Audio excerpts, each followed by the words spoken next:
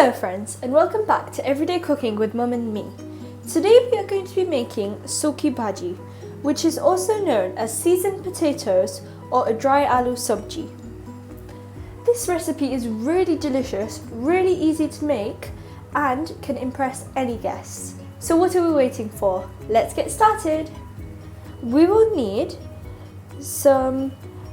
around 2 to 3 boiled potatoes, 1 teaspoon of green chili paste and 1 teaspoon of ginger paste, 15 grams of cashews, 15 grams of peanuts, 2 tablespoons of crushed peanuts, 1 teaspoon of salt, 1 tablespoon of sugar, a couple of curry leaves. You could also use fresh ones, but we've got dried ones, 1 tablespoon of cumin powder,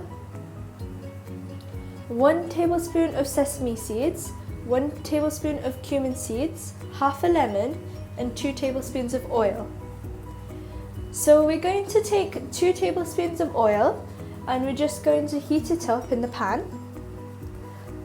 So once it's nice and hot, we're going to add in our peanuts. We're just going to slightly roast our peanuts along with our cashews. So we're just going to saute it on a low to medium flame. As you can see, we've got a really nice colour and this will give us a really nice crunch. We've just added in our cumin seeds and sesame seeds along with our curry leaves and the ginger and chili paste. So we'll just mix this for around 30 seconds. Once this is nicely mixed, we're going to add in our potatoes with our cumin powder, sugar,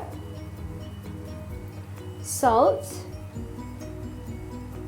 peanut powder, and half a lemon.